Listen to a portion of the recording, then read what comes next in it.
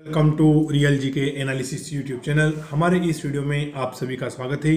साथियों, आज के वीडियो में हम देखने वाले हैं सामान्य प्रबंधन या जनरल मैनेजमेंट के प्रीवियस ईयर क्वेश्चंस, जो कि आपको मध्य प्रदेश पटवारी, मध्य प्रदेश व्यापम, साथ ही साथ ग्रुप 2, सब ग्रुप 4 जैसी एग्जाम में आपके काम आने वाले हैं। और सारे के सारे क्वेश्चंस ही हमारे प्रीवियस ईयर क्वेश्चंस हैं। और आज हम लगभग 50 क्वेश्चंस देखने वाले हैं। कितने तो टोटल आज हम 50 क्वेश्चंस देखने वाले हैं और सारे प्रीवियस ईयर क्वेश्चन हैं। और सभी क्वेश्चन मध्य प्रदेश कर्मचारी चयन मंडल के आधार पर ही हमने लिए हैं। जिस प्रकार से इनका पैटर्न रहता है मध्य प्रदेश कर्मचारी चयन मंडल वालों का, उसी आधार पर लिए हैं। और अभी आपका हाल फिलहाल में जो हमारा पटवारी का एग्जाम आने वाला है, उसमें बहुत ज़्यादा आपके लिए काम के रहने वाले हैं, बहुत ज़्यादा इंपॉर्टेंट है। तो आपको वीडियो पूरा देखना है। अगर चैनल पर नए हो तो चैनल को आप सब्सक्राइब जरूर कर लें और अपने दोस्तों के साथ भी आप वीडियो को शेयर कर दें। चलिए आज का पहला प्रश्न देखते हैं हम सामान्य प्रबंधन का। आज का पहला इंपॉर्टेंट क्वेश्चन देखते हैं। तो आज का दोस्तों हमारा पहला इंपॉर्टेंट प्रश्न है, प्रबंधन को निम्नांकित के रूप में सबसे अच्छी तरह से समझा जाता है। तो जो हमारा मैनेजमेंट होता है उसको निम्नांकित के रूप में सबसे अच्छी तरीके से समझा जाता है। और प्रश्न दोस्तों बाइलिंगुअल है, मैं आपको हिंदी में पढ़ूंगा। अगर इंग्लिश मीडियम वाला देख रहा है तो वो भी देख सकता है, क्योंकि यहाँ पर हिंदी और इंग्लिश दोनों में ही है। तो पहला प्रश्न है हमारा कि प्रबंधन को निम्नांकित के रूप में सबसे अच्छी तरह से समझा जाता है। तो पहला ऑप्शन है हमारा एक प्रक्रिया के रूप में, दूसरा ऑप्शन है हमारा संगठनात्मक लक्ष्यों तक पहुंचना, तीसरा ऑप्शन हमारा लोगों तथा अन्य संसाधनों का इस्तेमाल करना। अब देखते हैं। तो ऑप्शन एक बोल रहा है हमारा कि केवल एक सही है, ऑप्शन दूसरा बोल रहा है हमारा कि केवल ऑप्शन दो सही है, तीसरा ऑप्शन है हमारा कि ऑप्शन एक और ऑप्शन दो दोनों सही है, और फोर्थ ऑप्शन हो जाएगा हमारा कि ऑप्शन एक, ऑप्शन दो और ऑप्शन तीन तीनों सही है। तो इसका करेक्ट आंसर हो जाएगा हमारा ऑप्शन 4। कौन सा? तो ऑप्शन 4 बिल्कुल हमारा करेक्ट आंसर हो जाएगा। ऑप्शन 4 बिल्कुल राइट आंसर है। तो प्रबंधन को निम्नांकित के रूप में सबसे अच्छे तरीके से समझा जाता है। तो तीनों ही कथन सत्य हैं, एक प्रक्रिया भी है, संगठनात्मक लक्ष्यों तक पहुंचना और लोगों तथा अन्य संसाधनों का इस्तेमाल करना। तो तीनों ही हमारे कथन सही हो जाएंगे। तो करेक्ट आंसर हो जाएगा ऑप्शन 4। आप देख सकते हैं प्रश्न एमपीईबी की 2017 में आया था, शिफ्ट सेकंड में। तो सारे हमारे प्रीवियस क्वेश्चन है और सभी Madhya Pradesh professional examination board द्वारा पूछे गए हैं। अगला इंपोर्टेंट प्रश्न है, जब वित्तीय संस्थान उद्योग से जुड़े सरकारी विनियमों का पालन करते हैं तो वे संस्थान क्या कहलाते हैं? तो पहला ऑप्शन है हमारा वे स्वतंत्र होते हैं। क्या है? स्वतंत्र होते हैं। दूसरा ऑप्शन है अनुपालन में होते हैं। तीसरा ऑप्शन है हमारा नैतिक होते हैं। और फोर्थ ऑप्शन है हमारा ध्यान में होते हैं। काय में? ध्यान में होते हैं, इन मेडिटेशन। तो इसका करेक्ट आंसर हो जाएगा हमारा ऑप्शन दूसरा, अनुपालन में होते हैं। काय में होते हैं? अनुपालन में होते हैं। तो जब कोई भी वित्तीय संस्थान उद्योग से जुड़े हुए सरकारी विनियमों का पालन करता है तो क्या होता है? तो गवर्नमेंट के अनुपालन में होता है। तो करेक्ट आंसर हो जाएगा हमारा ऑप्शन सेकंड, बिल्कुल करेक्ट आंसर है। अगला इंपॉर्टेंट प्रश्न है, रिक्त स्थान दूसरों के साथ और उनके माध्यम से चीजों को प्राप्त करने की कला क्या कहलाती है? तो पहला ऑप्शन उसको समन्वय, दूसरा ऑप्शन है नियंत्रण, तीसरा ऑप्शन है प्लानिंग और फोर्थ ऑप्शन है हमारा मैनेजमेंट। क्या है? मैनेजमेंट। तो इसका करेक्ट आंसर हो जाएगा ऑप्शन 4, मैनेजमेंट, बिल्कुल हमारा करेक्ट आंसर हो जाएगा। तो प्रबंधन दूसरों के साथ और उनके माध्यम से चीजों को प्राप्त करने की एक कला है। तो ये क्या है? ये क्या कहलाता है? प्रबंधन या मैनेजमेंट कहलाता है। ऑप्शन 4 बिल्कुल हमारा इस प्रश्न का करेक्ट आंसर हो जाएगा। और आपको वीडियो सब पूरा देखना है और 100 टोटल हम 50 क्वेश्चंस लेकर आए, तो उनको अटेम्प्ट करें आप और सारे प्रश्न देखें, वीडियो को छोड़कर ना जाएं। चलिए अगला प्रश्न देखते हैं हम। काफ़ी बड़ा प्रश्न है हमारा अगला। तो दोस्तों मैनेजमेंट में ऐसे ही बड़े बड़े प्रश्न आते हैं, क्योंकि इसमें बड़ी बड़ी परिभाषाएं होती हैं, तो क्वेश्चन का स्तर काफ़ी बड़ा हो जाता है साइज, लेकिन उससे हमें घबराना नहीं है, बस एक बार नॉर्मल पढ़ना है। तो प्रश्न है हमारा कि निम्नलिखित में से कौन सा एक संगठन के प्रबंधन स्तर की प्रणाली का प्रमुख उपयोग है? प्रश्न फिर से रिपीट कर रहा हूँ कि निम्नलिखित में से कौन सा एक संगठन के प्रबंधन स्तर की प्रणाली का प्रमुख उपयोग है? तो पहला ऑप्शन देखते हैं हम, दीर्घकालिक वित्तीय और संसाधन योजना गतिविधियों का समर्थन करना। फिर हमारा दूसरा ऑप्शन है मध्यम प्रबंधन की निगरानी, नियंत्रण, निर्णय निर्माण और प्रशासनिक गतिविधियों का समर्थन प्रदान करना। तीसरा ऑप्शन है जानकार कर्मचारियों और डेटा कर्मियों को समर्थन देना। और फोर्थ ऑप्शन हो जाएगा प्राथमिक गतिविधियां और लेन देन की निगरानी करना। तो इसका हमारा करेक्ट आंसर है ऑप्शन सेकंड। ऑप्शन सेकंड बिल्कुल करेक्ट है। मध्यम प्रबंधन की निगरानी, नियंत्रण, निर्णय निर्माण और प्रशासनिक गतिविधियों का समर्थन करना। तो ऑप्शन सेकंड बिल्कुल हमारा करेक्ट आंसर हो जाएगा। अगला प्रश्न है हमारा, प्रबंधन का काम पूरा करने की कला क्या कहलाती है? तो दोस्तों जो कथन है कि प्रबंधन काम पूरा कराने की कला है, ये किसने दिया है? तो पहला ऑप्शन है हमारा मेरी पी फोलेट, दूसरा ऑप्शन है एल उर्विक, तीसरा ऑप्शन है FW टेलर और फोर्थ ऑप्शन है हमारा हेनरी फ्योल। तो इसमें प्रश्न में मैंने क्लिक कर दिया है। तो ये क्या है? मेरी पी फिलोट। क्या है? तो प्रबंधन काम पूरा करने की कला है, ये कथन किसका है? तो ये मेरी पी फिलोट का है। तो करेक्ट आंसर हो जाएगा हमारा ऑप्शन 1। अगला इंपोर्टेंट प्रश्न है, निम्नलिखित में से कौन सा प्रबंधन प्रक्रिया का एक आधारभूत कार्य नहीं है। तो जो हमारी मैनेजमेंट प्रक्रिया होती है, प्रबंधन की प्रक्रिया, इसका आधारभूत कार्य कौन सा नहीं है। तो पहला है हमारा अगुवाई, क्या है पहला ऑप्शन अगुवाई, दूसरा ऑप्शन है हमारा नियंत्रण, तीसरा ऑप्शन है हमारा संगठन और फोर्थ ऑप्शन है हमारा कार्य प्रणाली। तो इसका करेक्ट आंसर हो जाएगा ऑप्शन 4 कार्य प्रणाली।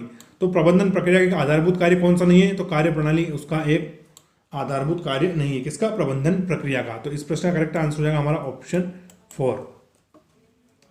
चलिए अगला प्रश्न देखते हैं। अगला प्रश्न है हमारा, प्रबंधन प्रक्रिया में 5 तत्व होते हैं। तो जो हमारी प्रबंधन की प्रक्रिया होती है, पूरी जो मैनेजमेंट प्रोसीजर होता है, इसमें 5 तत्व कौन कौन से होते हैं। तो देखते हैं हम। पहला ऑप्शन है हमारा नियोजन, निर्देशन, अद्यतन, नेतृत्व और पर्यवेक्षण। फिर दूसरा ऑप्शन है हमारा नियोजन, नेतृत्व, आयोजन, प्रबंध और नियंत्रण। तीसरा ऑप्शन देखते हैं हम, आयोजन, नियोजन, नियंत्रण, कर्मचारी और प्रबंध। और फोर्थ ऑप्शन है हमारा लेखांकन, वित्त, विपणन, संचालन और प्रबंधन। तो इसका करेक्ट आंसर देखते हैं हम। करेक्ट आंसर हो जाएगा इसका ऑप्शन दूसरा। क्या हो जाएगा, ऑप्शन दूसरा। जो हमारी प्रबंधन प्रक्रिया होती है उसके 5 तत्व कौन से होते हैं, तो होते हैं नियोजन, नेतृत्व, आयोजन, प्रबंध और नियंत्रण। इसलिए हमारा ऑप्शन सेकंड बिल्कुल करेक्ट आंसर है। ऑप्शन सेकंड बिल्कुल हमारा, एक मिनट, ऑप्शन सेकंड बिल्कुल हमारा करेक्ट आंसर हो जाएगा, ऑप्शन सेकंड। चलिए अगला प्रश्न देखते हैं हम। थोड़ा माउस चलाने में आ रहा है। चलिए अगला प्रश्न हमारा, उद्देश्य द्वारा प्रबंधन MBO उन लक्ष्यों के निर्धारण पर विशेष रूप से जोर देता है जो रिक्त स्थान होते हैं। तो पहला ऑप्शन देखते हैं हम, प्राप्त करने में आसान। दूसरा है ऑप्शन मूर्त, सत्यापित और औसत दर्जे के। तीसरा ऑप्शन हमारा बनाने और विकसित करने में आसान। और फोर्थ है हमारा ऑप्शन प्रकृति में सामान्य। दोस्तों जो हमारा मैनेजमेंट सब्जेक्ट है, इसकी लैंग्वेज थोड़ी सी टफ ही होती है, कुछ इसी प्रकार के प्रश्न आते हैं, थोड़ा हमें पढ़ने में दिक्कत आ सकती है। 1 से 2 बार जब हम प्रश्नों को पढ़ेंगे तो आसानी से हमें समझ में आ जाएगा और हम उसका आंसर भी क्लिक कर पाएंगे, लेकिन उसको हमें प्रैक्टिस तो करनी पड़ेगी। तो इसलिए दोस्तों हम आपके लिए प्रीवियस ईयर क्वेश्चन लेकर आए हैं। ये आपकी परीक्षा से पहले एक प्रकार की परीक्षा ही है। तो आप हमारे साथ बने रहे, वीडियो को पूरा देखें और वीडियो को अपने ज़्यादा से ज़्यादा दोस्तों का शायद आपको शेयर भी करना है। ये हमारा इसका पहला पार्ट रहेगा। टोटल इसमें हम 4 से 5 वीडियो लाने वाले हैं आपके लिए, लगभग 300 से 400 क्वेश्चन। तो ये हमारा पहला पार्ट है, फिर हम नेक्स्ट वीडियो भी लेकर आएंगे अगर आपका रिस्पॉन्स अच्छा रहा तो। चलिए प्रश्न फिर से रिपीट कर देता हूँ कि उद्देश्य द्वारा प्रबंधन MBO उन लक्ष्यों के निर्धारण पर विशेष रूप से जोर देता है रिक्त स्थान जो होते हैं। तो इसका हमारा करेक्ट आंसर है ऑप्शन दूसरा, मूर्त, सत्यापित और औसत दर्जे के। क्या होते हैं, तो जो मूर्त, सत्यापित और औसत दर्जे के होते हैं, उन उद्देश्यों द्वारा प्रबंधन निर्धारण में विशेष रूप से जोर दिया जाता है। तो ऑप्शन सेकंड बिल्कुल हमारा इसका करेक्ट आंसर हो जाएगा।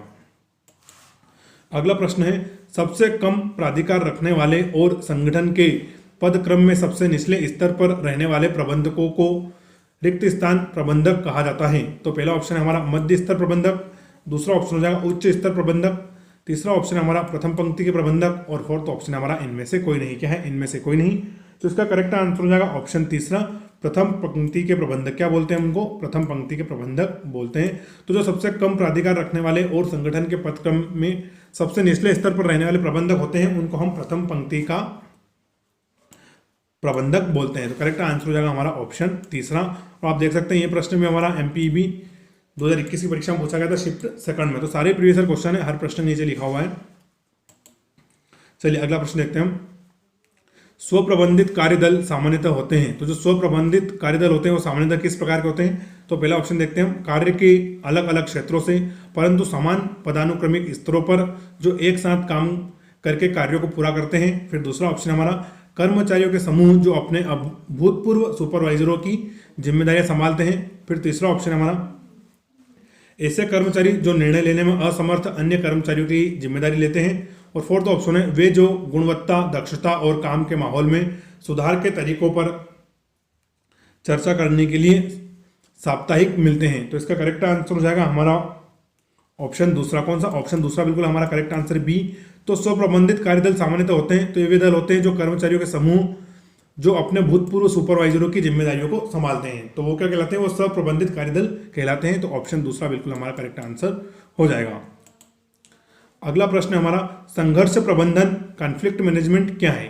तो पहला ऑप्शन है संघर्ष से बचना, दूसरा ऑप्शन है सभी तरह के संघर्षों को रोकना, फिर तीसरा ऑप्शन हो जाएगा संघर्ष का वांछित स्तर प्राप्त करना, और फोर्थ है संघर्ष को प्रोत्साहित करना। क्या है, संघर्ष को प्रोत्साहित करना। करेक्ट आंसर हो जाएगा ऑप्शन तीसरा, संघर्ष का वांछित स्तर प्राप्त करना। ये दोस्तों संघर्ष प्रबंधन कहलाता है, यानी कि कॉन्फ्लिक्ट मैनेजमेंट कहलाता है। तो करेक्ट आंसर हो जाएगा हमारा ऑप्शन तीसरा बिल्कुल राइट आंसर है। चलिए अगला प्रश्न देखते हैं। रिक्त स्थान मजबूर, नियंत्रित और निर्देशित लोगों के साथ व प्रबंधित करने के लिए पारस्परिक दृष्टिकोण को प्रदर्शित करता है।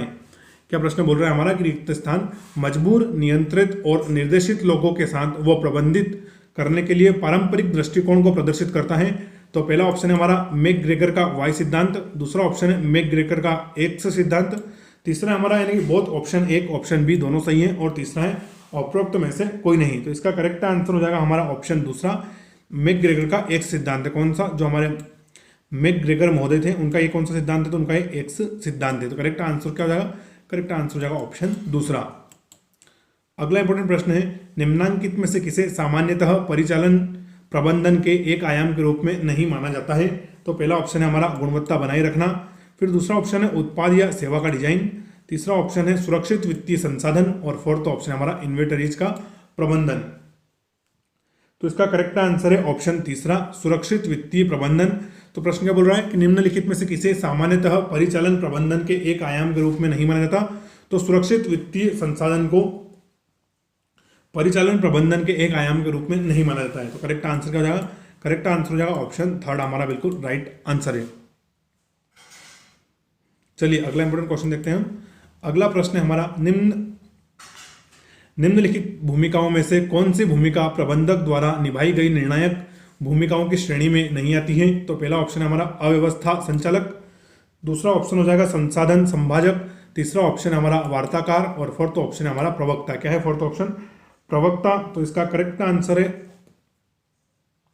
Option four. कौन सा? Option four. तो निम्नलिखित भूमिका में से कौन सी भूमिका प्रबंधक द्वारा निभाई गई निर्णायक भूमिकाओं की श्रेणी में नहीं आती है? तो वह स्पोक पर्सन की यानी कि प्रवक्ता की। तो करेक्ट आंसर हो जाएगा हमारा ऑप्शन फोर।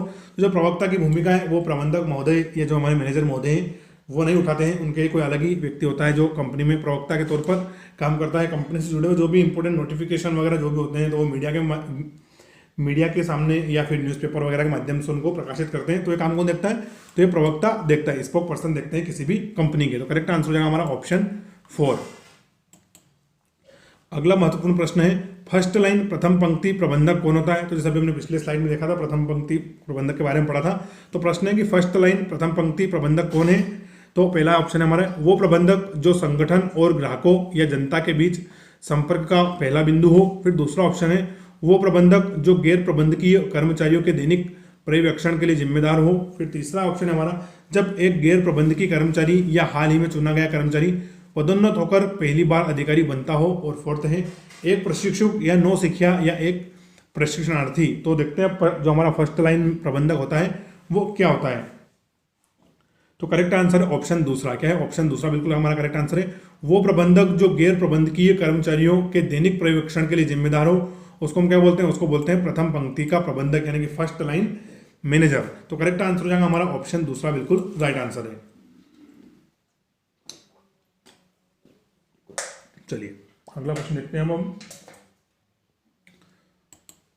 अगला प्रश्न है हमारा, रिक्त स्थान प्रबंधन शैली उत्पादन के प्रति निम्न सारोकार और लोगों के प्रति निम्न सारोकार के द्वारा अभिलक्षित की जाती है। तो पहला ऑप्शन है अहस्तक्षेपी या अबद्धता, दूसरा ऑप्शन है हमारा लोकतंत्रीय, तीसरा ऑप्शन है हमारा एकतंत्रीय, और फोर्थ ऑप्शन है हमारा लाभदायी। क्या है?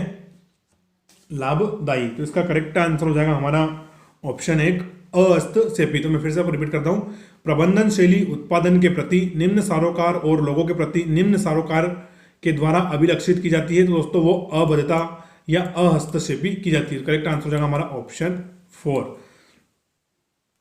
अच्छा दोस्तों, अगर आपसे एक प्रश्न पूछ रहा हूँ मैं, आप एक ऑटोक्रेटिक देश का नाम बताइए मुझे कमेंट करके कि कौन सा देश है जो एक तंत्रीय है, क्या है वो ऑटोक्रेटिक। जैसे हमारा भारत डेमोक्रेटिक है, लोकतंत्रीय, तो ऐसा देश का नाम आप कमेंट करके बताइए जो कि ऑटोक्रेटिक है। तो ये थोड़ा आपके लिए मैं वर्क दे रहा हूँ, कमेंट जरूर करें इसका। चलिए अगला प्रश्न देखते हैं हम। अगला प्रश्न हमारा, बुद्धिमत्ता का अर्थ क्या है? तो जो हमारा इंटेलिजेंस होता है उसका अर्थ क्या है? तो पहला ऑप्शन देखते हैं हम, ज्ञान की उच्च उपाधि, दूसरा ऑप्शन है आत्मविश्वास दिखाना, तीसरा ऑप्शन है उपलब्धि के लिए उच्च इच्छा, और फोर्थ ऑप्शन हो जाएगा दूरदर्शिता का सर्जन, समस्याओं को हल करना और बड़ी मात्रा में जानकारियों की व्याख्या करना। तो जो हमारी बुद्धिमत्ता का अर्थ होता है दोस्तों वो होता है ऑप्शन फोर, तो ऑप्शन 4 है कि दूरदर्शिता का सर्जन, समस्याओं का हल करना और बड़ी मात्रा में जानकारी की व्याख्या करना, ये क्या है, ये बुद्धिमत्ता कहलाती है, या बुद्धिमत्ता का अर्थ होता है। तो करेक्ट आंसर हो जाएगा ऑप्शन डी, ऑप्शन 4 बिल्कुल हमारा करेक्ट आंसर हो जाएगा। और एमपी भी 2017 में पूछा गया था शिफ्ट 1 में। चलिए अगला देखते हैं हम। प्रश्न है, असतत पहल को संदर्भित करती है जिनका उद्देश्य निश्चित समय सीमा में मौलिक पुनः रूपांकन और बेहतर कार्य करने की प्रक्रिया को प्राप्त करना होता है। तो पहला है हमारा प्रबंधकों के लिए निहितार्थ, दूसरा है हमारा प्लानिंग या योजना, तीसरा ऑप्शन हो जाएगा हमारा पुनः इंजीनियरिंग, और फोर्थ है कर्मचारियों का सशक्तिकरण। क्या है, कर्मचारियों का सशक्तिकरण। तो इसका करेक्ट आंसर है हमारा ऑप्शन तीसरा, पुनः इंजीनियरिंग। क्या है, पुनः इंजीनियरिंग यानी कि री इंजीनियरिंग। करेक्ट आंसर होगा ऑप्शन तीसरा। चलिए प्रश्न एक बार फिर से रिपीट कर रहा हूं। पुनः इंजीनियरिंग असतत पहल को संदर्भित करती है जिनका उद्देश्य निश्चित समय सीमा में मौलिक पुनः रूपांकन और बेहतर कार्य करने की प्रक्रिया को प्राप्त करना होता है, तो वो पुनः इंजीनियरिंग कहलाती है। ऑप्शन तीसरा बिल्कुल हमारा करेक्ट आंसर हो जाएगा। अगला प्रश्न है, निम्नलिखित में से कौन यह परिभाषित करता है कि प्रबंधन सार्वत्रिक है। क्या है, कौन सी परिभाषा परिभाषित कर रही है कि जो हमारा प्रबंधन मैनेजमेंट होता है वो सार्वत्रिक है। तो पहला है, प्रबंधन के सिद्धांतों और तकनीकों के सार्वभौमिक अनुप्रयोग होते हैं, ये हमारा ऑप्शन 1 बोल रहा है। ऑप्शन दूसरा देखते हैं हम, उन्हें केवल सामाजिक संगठन पर लागू किया जाता है, या उन्हें केवल सामाजिक संगठन पर लागू किया जा सकता है। फिर तीसरा है, उन्हें दी गई स्थिति के अनुरूप संशोधित नहीं किया जा सकता, और फोर्थ है, वे कठोर कानून होते हैं। क्या होते हैं, कठोर कानून होते हैं। तो 19 का ऑप्शन 1 बिल्कुल हमारा करेक्ट हो जाएगा। प्रबंधन की सार्वत्रिक परिभाषा क्या है, तो वह प्रबंधन के सिद्धांतों और तकनीकों के सार्वभौमिक अनुप्रयोग होते हैं। तो ऑप्शन 1 इसका हमारा बिल्कुल करेक्ट आंसर हो जाएगा। इस प्रश्न का ऑप्शन 1 बिल्कुल करेक्ट आंसर है। चलिए अगला प्रश्न देखते हैं हम। अगला प्रश्न है, थोड़ा सा ये फोटो लेने में नहीं आया था तो मैं बस आप पढ़ रहा हूँ, आप थोड़ा गौर से सुन लीजिए, आपको पढ़ने में नहीं आएगा कभी ये। तो प्रश्न में पढ़ता हूँ, निम्नलिखित में से गलत कथन को चिन्हित करना है। तो जो हमारा असत्य कथन है उसको चिन्हित करना है। तो पहला कथन देखते हैं हम, प्रबंधन के सिद्धांत प्रबंधन की तकनीक से भिन्न होते हैं।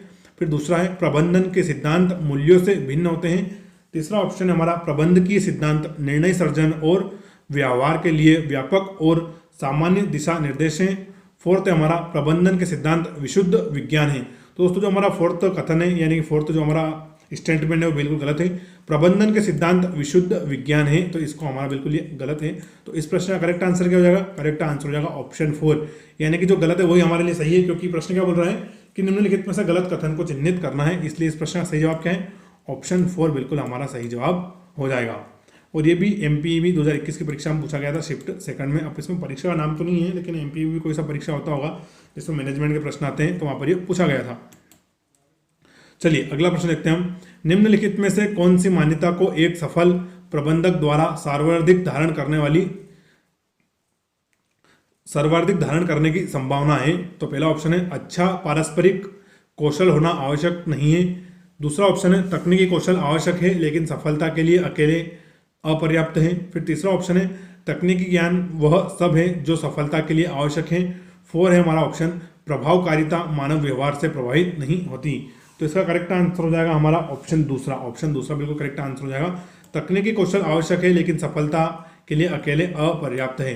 तो प्रश्न क्या बोल रहा था कि निम्नलिखित में से कौन सी मान्यता को एक सफल प्रबंधक द्वारा सर्वाधिक धारण करने की संभावना है। तो वो है कि तकनीकी कौशल तो आवश्यक है लेकिन सफलता के लिए अकेले पर्याप्त नहीं है। यानी कि दोस्तों जो हमारे प्रबंधक महोदय होते हैं उनको भी एक छोटी मोटी टीम की जरूरत होती है, ताकि वो अपने थोड़े फैसले आराम से सोच विचार कर ले पाए, ताकि उनका कंपनी पे नेगेटिव इंपैक्ट ना पड़े। चलिए अगला प्रश्न देखते हैं। हमारा अगला प्रश्न है, प्रबंधकों को 3 पारस्परिक भूमिकाएं क्या होती हैं। जो भी हमारे मैनेजर होते हैं उनकी 3 पारस्परिक भूमिकाएं क्या होती है। तो पहली है कल्पित, लीडर तथा मेलजोल। फिर दूसरा ऑप्शन है हमारा प्रवक्ता, लीडर, संयोजक। तीसरा ऑप्शन है निदेशक, संयोजक और प्रसारक। फोर्थ है हमारा संचारकर्ता, संयोजक और प्रवक्ता। तो इसका करेक्ट आंसर हो जाएगा हमारा ऑप्शन 1, कल्पित, लीडर तथा मेलजोल। तो प्रबंधकों की 3 पारस्परिक भूमिका होती है, तो वो होती है तो कल्पित, लीडर तथा मेलजोल। तो तीनों हमारे मैनेजर महोदय की पारस्परिक भूमिकाएं हैं किसी भी कंपनी में। तो करेक्ट आंसर हो जाएगा हमारा ऑप्शन 1 बिल्कुल राइट आंसर है। अगला इंपोर्टेंट प्रश्न है, प्रबंधन का परिचय जो कार्यस्थल एवं सामाजिक अन्योन्य क्रिया में लोगों के व्यवहार, जरूरत एवं अभिवृत्ति को समझने के महत्व पर बल देता है, निम्न में से क्या कहलाता है। तो पहला ऑप्शन है नौकरशाही, परिप्रेक्ष्य, दूसरा है मानवतावादी परिप्रेक्ष्य, तीसरा है प्रतिष्ठित परिप्रेक्ष्य और फोर्थ ऑप्शन हो जाएगा हमारा वैज्ञानिक परिप्रेक्ष्य यानी कि साइंटिफिक पर्सपेक्टिव। तो इसका करेक्ट आंसर हम देखते हैं। करेक्ट आंसर है इसका ऑप्शन सेकंड, मानवतावादी परिप्रेक्ष्य। तो चलिए मैं प्रश्न रिपीट करता हूं कि प्रबंधन का वह परिप्रेक्ष्य जो कार्यस्थल एवं सामाजिक अन्योन्य क्रिया में लोगों के व्यवहार, जरूरत एवं अभिवृत्ति को समझने के महत्व को बल देता है, निम्न में से क्या कहलाता है? तो वो मानवतावादी परिप्रेक्ष्य कहलाता है। इसलिए हमारा ऑप्शन सेकंड बिल्कुल करेक्ट आंसर हो जाएगा। ऑप्शन सेकंड बिल्कुल इस प्रश्न का हमारा करेक्ट आंसर है। और चलिए, आप अगर चैनल पर नए हो, चैनल को आप सब्सक्राइब जरूर कर लें, क्योंकि हम आपके लिए डेली वीडियो लेकर आ रहे हैं। और अभी 2 वीडियो हमने ऑलरेडी पटवारी के जो MPGK के प्रीवियस ईयर क्वेश्चन थे वो अपलोड कर चुके हैं, और 2 एक वीडियो हम और लाने वाले हैं, तो आप उनको भी देख सकते हैं। उनका लिंक मैं आपको डिस्क्रिप्शन में दे दूंगा। तो उन दोनों वीडियो में हमने जितने भी मध्य प्रदेश सामान्य ज्ञान से पटवारी परीक्षा में प्रश्न पूछे गए हैं उनको उसमें ऐड किया है, तो उनका लिंक मैं आपको डिस्क्रिप्शन दे दूंगा। वीडियो देखने के बाद आप उनको भी देख सकते हैं, और चैनल को सब्सक्राइब आप जरूर करें। चलिए अगला प्रश्न देखते हैं हम। निम्नलिखित में कौन एक पेशे के रूप में प्रबंधन की विशेषता के अंतर्गत नहीं है? तो पहला है ज्ञान का विशिष्ट ढांचा, दूसरा ऑप्शन है अप्रतिबंधित प्रवेश, तीसरा ऑप्शन है हमारा पेशेवर संघ, और फोर्थ है आचार संहिता। क्या है? आचार संहिता। तो इसका करेक्ट आंसर हमारा ऑप्शन दूसरा, अप्रतिबंधित प्रवेश। क्या है? अप्रतिबंधित प्रवेश। तो निम्नलिखित में से कौन एक पेशे के रूप में प्रबंधन की विशेषताओं के अंतर्गत नहीं है? तो वो है अप्रतिबंधित प्रवेश। ऑप्शन दूसरा बिल्कुल हमारा करेक्ट आंसर हो जाएगा। अगला महत्वपूर्ण प्रश्न है, एक कला के रूप में प्रबंधन की निम्नलिखित विशेषता होती है। तो एक कला के रूप में जो हमारा मैनेजर होता है या प्रबंधन होता है, मैनेजमेंट, उसकी कौन सी विशेषता होती है? तो पहली है प्रयोग, दूसरा है सूक्ष्म अवलोकन, तीसरा है प्रबंधन की अवधारणा और सिद्धांतों का अनुप्रयोग, फोर्थ ऑप्शन हमारा सिस्टमैटिक बॉडी। क्या है? Systematic body. तो इसका करेक्ट आंसर हो जाएगा ऑप्शन तीसरा, प्रबंधन की अवधारणा और सिद्धांतों का अनुप्रयोग। क्या है? प्रबंधन की अवधारणा और सिद्धांतों का अनुप्रयोग, ये एक कला के रूप में प्रबंधन की निम्नलिखित विशेषता होती है। तो ऑप्शन तीसरा बिल्कुल हमारा करेक्ट आंसर हो जाएगा। एक मिनट थोड़ा सा, चलिए अगला प्रश्न देखते हैं। मार्कर थोड़ा मोटा चल रहा था। अगला प्रश्न हमारा, वे प्रबंधक जो युक्तिपूर्ण नियोजन अभ्यास में शामिल होते हैं इस वातावरण में कार्य करते हैं। तो पहला है अनिश्चितता के, दूसरा है निश्चितता के, तीसरा है हमारा सामान्यतः, और फोर्थ है इनमें से कोई नहीं। क्या है? इनमें से कोई नहीं। तो इसका करेक्ट आंसर हो जाएगा हमारा ऑप्शन एक, अनिश्चितता यानी कि अनसर्टिनिटी। ऑप्शन जो हमारा फर्स्ट है वो बिल्कुल करेक्ट आंसर हो जाएगा। चलिए प्रश्न फिर से रिपीट करता हूं। वे प्रबंधक जो युक्तिपूर्ण नियोजन अभ्यास में शामिल होते हैं इस वातावरण में कार्य करते हैं, तो वो अनिश्चितता के वातावरण में कार्य करते हैं। इसलिए हमारा ऑप्शन ए बिल्कुल करेक्ट आंसर हो जाएगा। चलिए अगला प्रश्न देखते हैं। निम्न में से कौन प्रबंधन का एक मान्यता प्राप्त अहम कौशल नहीं है? तो निम्न में से कौन प्रबंधन का एक मान्यता प्राप्त अहम कौशल नहीं है? तो पहला है अवधारणात्मक कौशल, दूसरा है मानवीय कौशल, तीसरा है हमारा तकनीकी कौशल, और फोर्थ है लेखन कौशल यानी कि हमारी राइटिंग स्किल। तो इसका करेक्ट आंसर देखते हैं हम। करेक्ट आंसर है ऑप्शन 4, राइटिंग स्किल यानी कि लेखन कौशल। तो प्रश्न क्या बोल रहा है कि निम्न में से कौन प्रबंधन का एक मान्यता प्राप्त अहम कौशल नहीं है? तो वह है लेखन कौशल। क्या है? लेखन कौशल या राइटिंग कौशल। ऑप्शन 4 इसका हमारा करेक्ट आंसर हो जाएगा। और ये प्रश्न भी आपका 2017 की शिफ्ट में पूछा गया है, MPB Madhya Pradesh professional examination board. अब इसका नाम बदल दिया गया है, कर्मचारी चयन मंडल कर दिया गया है। तो चलिए अगला प्रश्न देखते हैं हम। सफल टीमें अपने रिक्त स्थान को विशिष्ट, मापनीय और यथार्थवादी प्रदर्शन लक्ष्यों में परिवर्तित करती हैं। तो पहला है हमारा मानदंड, दूसरा है कौशल, तीसरा है सामान्य उद्देश्य, और फोर्थ है भूमिका। क्या है? फोर्थ भूमिका। तो इसका करेक्ट आंसर है हमारा ऑप्शन तीसरा, सामान्य उद्देश्य। तो सफल टीमें अपने सामान्य उद्देश्य को विशिष्ट, मापनीय और यथार्थवादी प्रदर्शन लक्ष्यों में परिवर्तित करती है। तो जो सफल टीमें होती हैं दोस्तों, जिनका जो सामान्य उद्देश्य होता है उसी को वो क्या है फिर विशिष्ट, मापनीय और यथार्थवादी प्रदर्शन के लक्ष्य में परिवर्तित कर देते हैं। तो करेक्ट आंसर होगा ऑप्शन तीसरा, सामान्य उद्देश्य यानी कि जनरल एम। हमारा ऑप्शन तीसरा बिल्कुल करेक्ट आंसर हो जाएगा।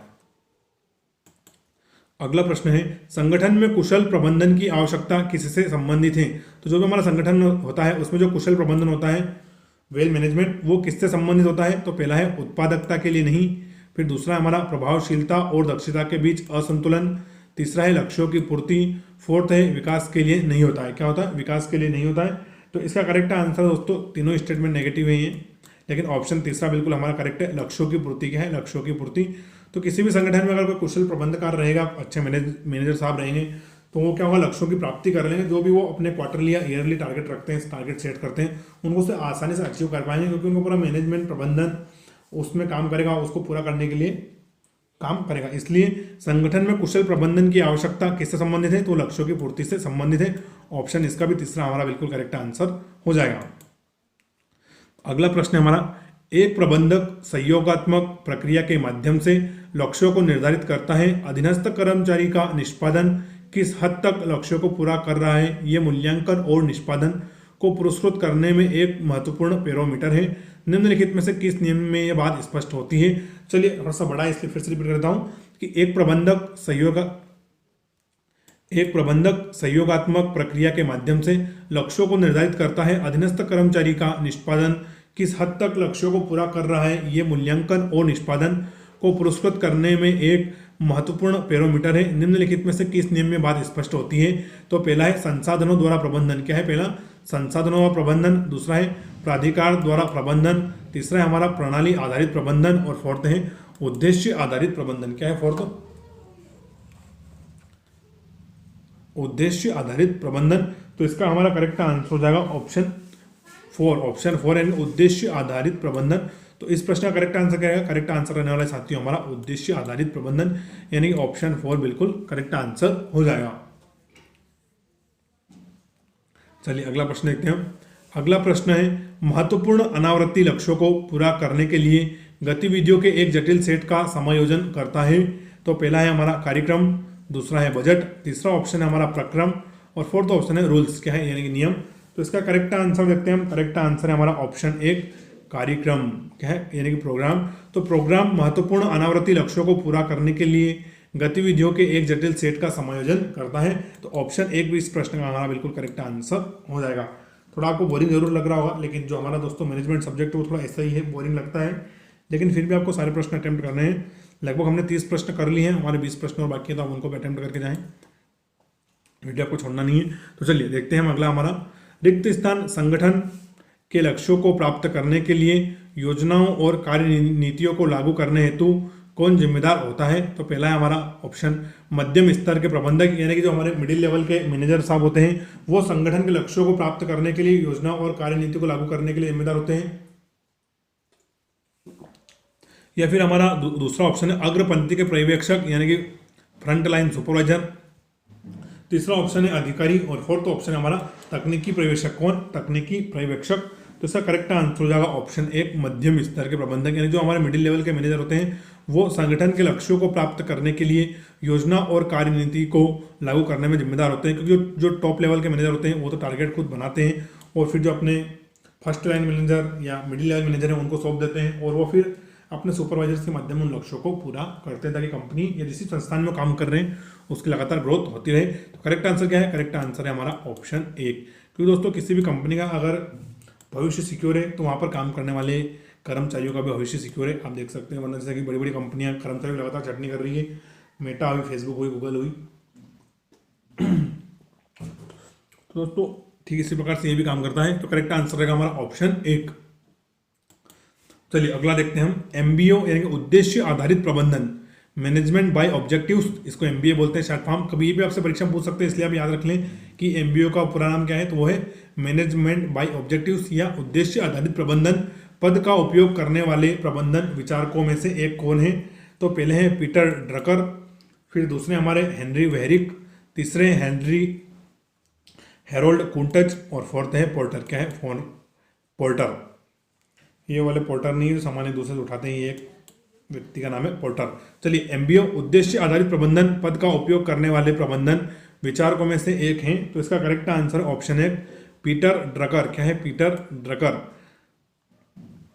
तो करेक्ट आंसर हो जाएगा ऑप्शन 1 पीटर ड्रकर। अच्छा हुआ ड्रंकर नहीं है, डकर है, वरना आप देख सकते हैं ड्रंकर कौन होता है। करेक्ट आंसर हो जाएगा हमारा ऑप्शन 1। चलिए अगला प्रश्न देखते हैं।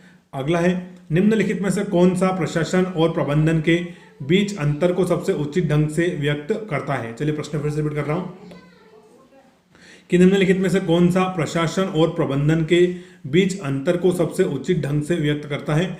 तो पहला ऑप्शन है हमारा प्रबंधन निर्णय लेने का कार्य है, जबकि प्रशासन के बीच अंतर को सबसे उचित ढंग से व्यक्त करता है। फिर दूसरा ऑप्शन है हमारा, प्रशासन यह तय करता है कि कार्य किसके द्वारा किया जाना चाहिए और उस व्यक्ति द्वारा इसे कैसे किया जाना चाहिए, जबकि प्रबंधन यह तय करता है कि कैसे और कब करना है। फिर तीसरा ऑप्शन है, प्रशासन का संबंध पूरे संगठन के लिए नीति निर्माण से और जबकि प्रबंधन नीति के कार्यान्वयन से संबंधित है। फोर्थ ऑप्शन है, प्रबंधन एक सोचने का प्रकार है, जबकि प्रशासन क्रियान्वयन संबंधी प्रकार है। तो इसका करेक्ट आंसर हो जाएगा ऑप्शन बी, यानी ऑप्शन सेकंड हमारा बिल्कुल करेक्ट आंसर हो जाएगा। तो प्रश्न के निम्नलिखित में से कौन प्रशासन और प्रबंधन के बीच अंतर को सबसे उचित ढंग से व्यक्त करता है? तो दोस्तों प्रशासन यह तय करता है कि कार्य किसके द्वारा किया जाना चाहिए और उस व्यक्ति द्वारा इसे कैसे किया जाना चाहिए। तो ये काम कौन देखता है? ये प्रशासन देखता है। लेकिन जो हमारा मैनेजमेंट होता है, प्रबंधन, वो क्या देखता है? तो ये तय करता है कि कैसे और कब इस कार्य को करना है। तो करेक्ट आंसर हो जाएगा हमारा ऑप्शन दूसरा बिल्कुल करेक्ट आंसर है। अगला महत्वपूर्ण प्रश्न है, जब एक प्रबंधक ने एक निर्णय लिया और वह परिणामों के बारे में अनिश्चित है तो उनका निर्णय होने की संभावना है। तो पहला, उन दोनों का निर्णय में सफल होने की संभावना है। फिर दूसरा है, खराब गुणवत्ता का उनका निर्णय हो सकता है। फिर तीसरा है कि जोखिम भरा निर्णय हो सकता है। और फोर्थ है हमारा कि वो निर्णय अस्वीकार्य है। क्या है? वो निर्णय अस्वीकार्य है। तो इसका करेक्ट आंसर है, वो निर्णय उनका जोखिम भरा हो सकता है, यानी कि इसमें रिस्क रहता है। तो करेक्ट आंसर हो जाएगा ऑप्शन तीसरा। तो जब एक मैनेजर या जब एक प्रबंधक ने एक निर्णय लिया कि वह परिणामों के बारे में अनिश्चित है तो उसका निर्णय कैसा है? तो जोखिम भरा है। क्या है? जोखिम भरा है। तो करेक्ट आंसर क्या हो जाएगा? करेक्ट आंसर हो जाएगा हमारा ऑप्शन तीसरा बिल्कुल करेक्ट आंसर हो जाएगा। चलिए अगला प्रश्न देखते हैं हम। अगला प्रश्न है, टीम बनाने की चुनौती प्रबंधन के लिए तब कम हो जाती है जब ऐसी टीमें प्रस्तुत होती हैं जहां कर्मचारियों में दृढ़ रिक्त स्थान मूल्य होते हैं। तो पहले हैं जो कर्मचारियों में दोस्तों दृढ़ समूहवादी मूल्य होते हैं। फिर दूसरा हमारा प्रतिस्पर्धक मूल्य होते हैं। तीसरा है सहयोगी यानी कोऑपरेटिव मूल्य होते हैं। और फोर्थ है बहुलवादी मूल्य होते हैं। तो इसका करेक्ट आंसर हो जाएगा हमारा ऑप्शन एक, यानी कि समूहवादी या कलेक्टिविस्ट। यानी कि दोस्तों ये समूह के रूप में कार्य करते हैं और काम को आसानी से कर देते हैं। तो टीम बनाने की चुनौती प्रबंधन के लिए तब कम हो जाती है जब ऐसी टीमें प्रस्तुत हो जहां के कर्मचारी क्या हो दोस्तों दृढ़ हो और समूहवादी मूल्य के होते हैं, यानी कि सभी एक सुर में एक मूल्य में कार्य करते हैं। जैसे कि अभी हाल ही में जो तुर्की में भूकंप आया, वहाँ हमारे एनडीआरएफ के जवान गए और उनका सिर्फ एक ही मूल्य था, समूहवादी मूल्य, कि कैसे भी करके हमें लोगों की जान बचाना है। दोस्तों जब ऐसी टीमें या ऐसे कर्मचारी आ जाते हैं तो प्रबंधन में थोड़ी आसानी हो जाती है। करेक्ट आंसर है हमारा ऑप्शन एक, समूहवादी या कलेक्टिविस्ट। ऑप्शन एक बिल्कुल राइट आंसर है। अगला है, निम्नलिखित में से किसके अतिरिक्त सभी संचालन प्रबंधन के विषय क्षेत्र में आता है? तो वो कौन सा क्षेत्र है जो जिसको छोड़कर सभी कार्य हमारे प्रबंधन के क्षेत्र में आते हैं? तो पहला है वित्तीय विश्लेषण, दूसरा है उत्पादों और प्रक्रियाओं की डिजाइन, तीसरा है सुविधाओं का स्थान और फोर्थ ऑप्शन है उपयुक्त सभी संचालन प्रबंधन के विषय क्षेत्र में आते हैं। क्या है कि उपयुक्त सभी संचालन प्रबंधन के विषय क्षेत्र में आते हैं। तो इसका करेक्ट आंसर हो जाएगा हमारा ऑप्शन एक, वित्तीय विश्लेषण। क्या है? वित्तीय विश्लेषण। तो जो वित्तीय विश्लेषण होता है वो संचालन प्रबंधन के विषय क्षेत्र में नहीं आता है, बाकी उत्पादों और प्रक्रियाओं की डिजाइन, सुविधाओं का स्थान और उपयुक्त सभी संचालन प्रबंधन के विषय क्षेत्र में आते हैं। तो करेक्ट आंसर हो जाएगा हमारा ऑप्शन एक। अच्छा दोस्तों, जो हमारे वित्तीय विश्लेषण कौन देखता है? तो उसके लिए कंपनी में सीए वगैरह रहते हैं, कौन चार्टर्ड अकाउंट वगैरह होते हैं जो उसका वित्तीय विश्लेषण सारे आंकड़े प्रस्तुत करते हैं। इसके साथ साथ चीफ रिस्क मैनेजर भी होता है, कौन? CRM, जिसको हम बोलते हैं CRM या CRO बोलते हैं इसको, चीफ रिस्क मैनेजर। तो सभी वित्तीय जोखिम का विश्लेषण और उसका कार्यपालन कौन करते हैं? तो वो हमारे प्रबंधक महोदय नहीं करते हैं, बाकी सभी जो तीनों में कथन है ये कौन करते हैं? ये प्रबंधक महोदय करते हैं। इसलिए करेक्ट आंसर हो जाएगा ऑप्शन एक बिल्कुल राइट आंसर है। अगला है, जब किसी प्रबंधक को किसी निर्णय के अभिप्रेत लक्ष्यों की कम जानकारी होती है और विकल्पों के परिणाम अस्पष्ट होते हैं तो वह किस प्रकार की स्थिति में होता है? चलिए प्रश्न फिर से लैंग्वेज स्टाफ है तो रिपीट करता हूं कि जब किसी प्रबंधक को किसी निर्णय के अभिप्रेत लक्ष्यों की कम जानकारी होती है और विकल्पों के परिणाम अस्पष्ट होते हैं तो वह किस प्रकार की स्थिति में होता है? तो पहला कि वह अनिश्चितता यानी अनसर्टिनिटी की स्थिति में होता है, फिर दूसरा जोखिम में होता है, तीसरा हमारा अस्पष्ट होता है और फोर्थ है हमारा अनिश्चित होता है। क्या होता है? कि अनिश्चित होता है। तो इसका करेक्ट आंसर हम देखते हैं, करेक्ट आंसर है ऑप्शन तीसरा, अस्पष्ट होता है। क्या होता है? अस्पष्ट होता है। तो दोस्तों उसको परिणामों की स्थिति अस्पष्ट होती है कि जो इनपुट आया है वो प्लस में आया, माइनस में आया, जो भी यानी कि लाभ में आया कि हानि में आया, वो अस्पष्टता होती है। इसलिए हमारा करेक्ट आंसर क्या है? करेक्ट आंसर रहेगा ऑप्शन तीसरा। चलिए अगला देखते हैं हम। अगला है हमारा संचालन प्रबंधन का क्षेत्र निम्नलिखित में से किस क्षेत्रों में उन्नति से रचनाबद्ध होता है। तो चलिए फिर से रिपीट कर रहा हूं। संचालन प्रबंधन का क्षेत्र निम्नलिखित में से किस क्षेत्रों में उन्नति से रचनाबद्ध होता है। तो पहला है रसायन विज्ञान और भौतिकी, दूसरा है औद्योगिक प्रौद्योगिकी और प्रबंधन विज्ञान, तीसरा है सूचना विज्ञान और फोर्थ हमारा उपरोक्त सभी। क्या है? उपरोक्त सभी, ऑल ऑफ द अबव। तो इसका करेक्ट आंसर रहने वाला है ऑप्शन 4 उपरोक्त सभी, ऑल ऑफ द अबव। तो संचालन प्रबंधन का क्षेत्र निम्नलिखित में से किस क्षेत्रों में उन्नति से रचनाबद्ध होता है। तो रसायन विज्ञान और भौतिकी, औद्योगिक प्रौद्योगिकी और प्रबंध विज्ञान और सूचना विज्ञान। तो करेक्ट आंसर हो जाएगा हमारा ऑप्शन 4। चलिए अगला प्रश्न देखते हैं हम। अगला प्रश्न है निम्नलिखित में से कौन सा प्रबंधन प्रक्रिया की एक विशेषता नहीं है। तो पहला है हमारा स्टाफ की भर्ती, दूसरा है मूल्य का निर्धारण, तीसरा है नेतृत्व करना और फोर्थ है योजना बनाना। क्या है? योजना बनाना। तो प्रबंधन प्रक्रिया की कौन सी विशेषता नहीं है। तो इसका करेक्ट आंसर हो जाएगा हमारा ऑप्शन 1 स्टाफ की भर्ती। क्या है? स्टाफ की भर्ती। तो दोस्तों स्टाफ की भर्ती फिर कौन देखता है? तो वो देखता है हमारा HR महोदय। कौन? HR यानी कि ह्यूमन रिसोर्स HR महोदय देखते हैं। तो स्टाफ की भर्ती उनके हाथ में रहती है। किसके हाथ में? HR के हाथ में। तो करेक्ट आंसर हो जाएगा हमारा ऑप्शन 1 बिल्कुल राइट आंसर है।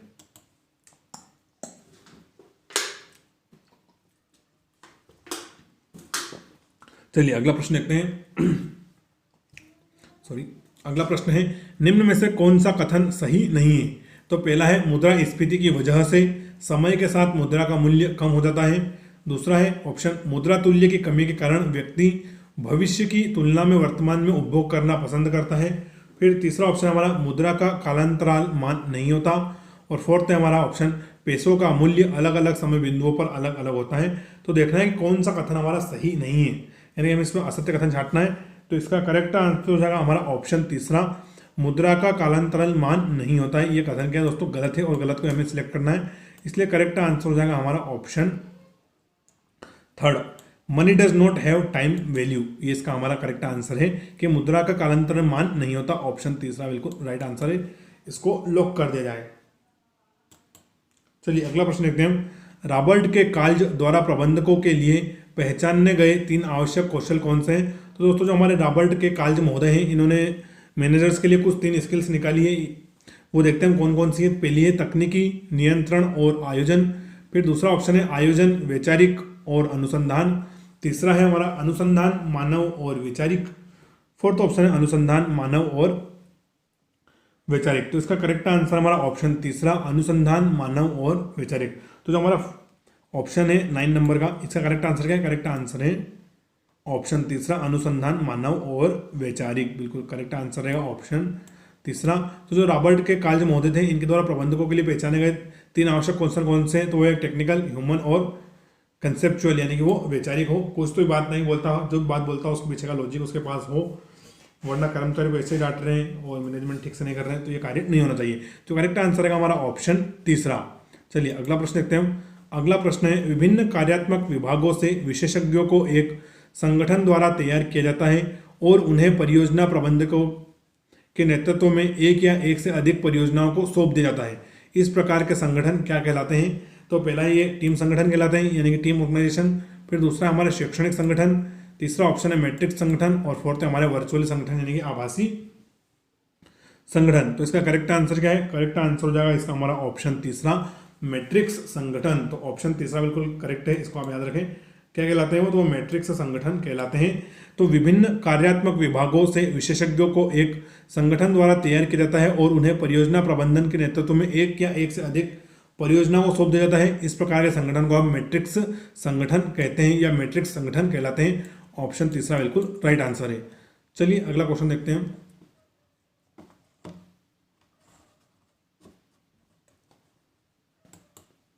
अगला प्रश्न है रिक्त स्थान एक संगठन के भीतर केंद्रीय बिंदुओं पर प्राधिकार का संकेंद्रण है। तो पहला ऑप्शन है हमारा विकेंद्रीकरण, दूसरा है केंद्रीकरण, तीसरा है प्रत्यायोजन और फोर्थ है कार्य विभाजन। क्या है? कार्य विभाजन।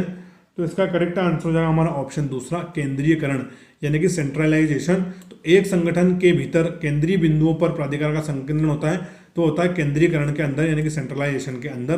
करेक्ट आंसर हो जाएगा इसका ऑप्शन दूसरा, ऑप्शन दूसरा बिल्कुल राइट आंसर है। अगला प्रश्न है एक प्रबंधक जो ग्राहक द्वारा पिछले सप्ताह खरीदे गए जूतों को वापस करने में सहायता कर रहा है, किस प्रकार के निर्णय से निपट रहा है। तो पहला है हमारा कार्यक्रमबद्ध निर्णय, दूसरा है अनिश्चितता, तीसरा है गैर कार्यक्रमबद्ध निर्णय और फोर्थ है हमारा परिबद्ध तर्क संगता। क्या है परिबद्ध तर्क संगता?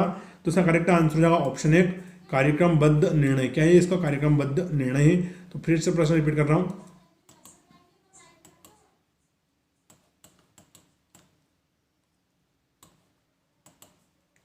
एक प्रबंधक जो ग्राहक द्वारा पिछले सप्ताह खरीदे गए जूतों को वापस करने में सहायता कर रहा है, किस प्रकार के निर्णय से निपट रहा है? तो वो कार्यक्रमबद्ध निर्णय से निपट रहा है। तो ऑप्शन 1 हमारा बिल्कुल करेक्ट आंसर हो जाएगा, कार्यक्रमबद्ध निर्णय, ऑप्शन 1 बिल्कुल राइट है। अगला महत्वपूर्ण प्रश्न है मतभेद प्रबंधन तकनीक। तो पहला ऑप्शन है केवल मतभेद को हल कर सकती है, दूसरा है केवल मतभेद उत्तेजित यानी स्टिमुलेट कर सकती है, तीसरा है मतभेद को हल और उत्तेजित स्टिमुलेट दोनों कर सकती है और फोर्थ हमारा इनमें से कोई नहीं। क्या है फोर्थ? इनमें से कोई नहीं। तो इसका करेक्ट आंसर हम देखते हैं, करेक्ट आंसर हो जाएगा ऑप्शन तीसरा मतभेद को हल और उत्तेजित स्टिमुलेट दोनों कर सकती है। तो जो हमारी मतभेद प्रबंधन तकनीक होती है दोस्तों, ये लड़ाई झगड़े को या तो हल भी कर सकती है या फिर उसको आगे भी बढ़ा सकती है। हल कब होगा? जब कोई भी एक पक्ष मानने को तैयार हो जाए तो जो हमारी मतभेद प्रबंधन तकनीक है वो काम करेगी और जो समस्या है उसका हल निकल जाएगा। लेकिन जो हमारे दोनों पक्ष उत्तेजित रहेंगे, कोई भी शर्त मानने को तैयार नहीं रहेगा, तो फिर तो जो हमारा मतभेद है वो बढ़ना ही है। जैसे कि आप देख सकते हैं इसका रिसेंटली एग्जाम्पल हमारा रशिया और यूक्रेन। कोई भी देश हार मानने को तैयार नहीं है, कोई भी समस्या को हल करने के लिए राजी नहीं है, दोनों बस वार किए जा रहे हैं। तो मतभेद प्रबंधन तकनीक तभी काम करती है जब एक पक्ष थोड़ा सा नर्म हो, और जब एक पक्ष थोड़ा नर्म होने लगे तो दूसरे पक्ष को ऑटोमेटिक थोड़ा सा सहयोग दिखाना चाहिए, नर्म होना चाहिए, ताकि जो लड़ाई झगड़ा चल रहा है वो आसानी से खत्म हो जाए। तो मतभेद प्रबंधन तकनीक मतभेद को हल और उत्तेजित दोनों कर सकती है। करेक्ट आंसर हो जाएगा ऑप्शन तीसरा, बिल्कुल हमारा राइट आंसर है, ऑप्शन थर्ड। अगला प्रश्न है हमारा आपूर्ति श्रृंखला प्रबंधन, सप्लाई चेन मैनेजमेंट। तो पहला ऑप्शन है गुणवत्ता सुधार करने में सहायता करता है, दूसरा है आपूर्ति और मांग प्रबंधन को एकीकृत करता है, तीसरा है उत्पादन वृद्धि में सहायता प्रदान करता है, फोर्थ है लाभ अर्जन में आसानी प्रदान करता है। कौन? जो हमारा आपूर्ति श्रृंखला प्रबंधन होता है। तो इसका देखते हैं हम क्या है। तो दोस्तों आपूर्ति और मांग प्रबंधन को एकीकृत करता है। किसको? आपूर्ति और जो हमारी मांग प्रबंधन होता है उसको एकीकृत करता है सप्लाई चेन मैनेजमेंट, यानी कि जितनी डिमांड उतनी सप्लाई। तो ऑप्शन दूसरा हमारा बिल्कुल करेक्ट आंसर हो जाएगा। और दोस्तों डिमांड सप्लाई का खेल से आप थोड़ी कॉस्ट देख सकते हैं बढ़ती है। मान लो जो कोई प्रोडक्ट है वो बहुत ज़्यादा बिक रहा है तो फिर आप देखेंगे उसकी जो कॉस्ट है वो बढ़कर आएगी, या कोई प्रोडक्ट ऐसा है जो बहुत कम मार्केट में बिकता है तो फिर उसकी कॉस्ट बिल्कुल कम आएगी। जैसे आप कार में देख लीजिए, जैसे महिंद्रा थार है या फिर जो भी नई स्कॉर्पियो वगैरह गाड़ी है उनका लोगों को क्रेज है, तो वो उनकी वेटिंग भी चल रही है, पहले से पेमेंट जमा कर रहे हैं, फिर भी गाड़ियाँ वगैरह नहीं मिल रही है। लेकिन उसकी जगह अगर आपको अल्टो चाहिए या ओमनी वैन चाहिए तो आसानी से उपलब्ध है। तो ये डिमांड एंड सप्लाई का खेल है। तो करेक्ट आंसर हो जाएगा हमारा ऑप्शन दूसरा। अगला प्रश्न देखते हैं हम, जो कि आज का हमारा सेकंड लास्ट क्वेश्चन है।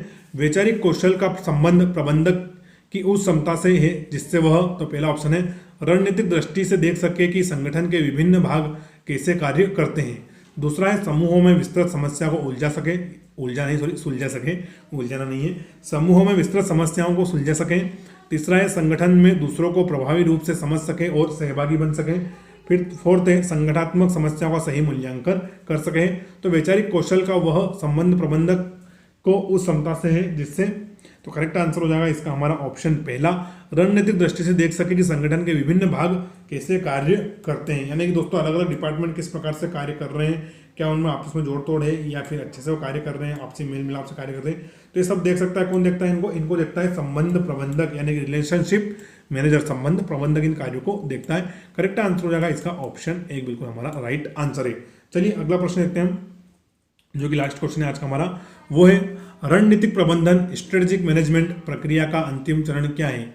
तो पहला है रणनीतियों को कार्यान्वित करना, फिर दूसरा है परिणामों का मूल्यांकन करना, तीसरा है एक आंतरिक विश्लेषण करना और फोर्थ है हमारा रणनीति बनाना। क्या है? रणनीति बनाना।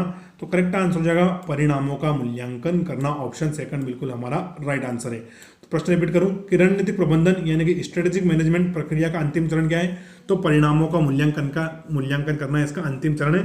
तो करेक्ट आंसर हो जाएगा हमारा ऑप्शन दूसरा बिल्कुल राइट आंसर है। तो दोस्तों आज का हमारा अंतिम प्रश्न था। आशा करता हूँ कि आपने हमारे वीडियो को पूरा देखा होगा। वीडियो अगर अच्छा लगा, आपको वीडियो अच्छा भी लगा होगा। और दोस्तों हमारा चैनल है रियल जीके एनालिसिस, इसको आप सब्सक्राइब जरूर कर दें। अगर आपने सब्सक्राइब नहीं किया है तो इसको आपको सब्सक्राइब जरूर करना है। साथ ही वीडियो को अपने अधिक से अधिक दोस्तों के साथ शेयर करना है।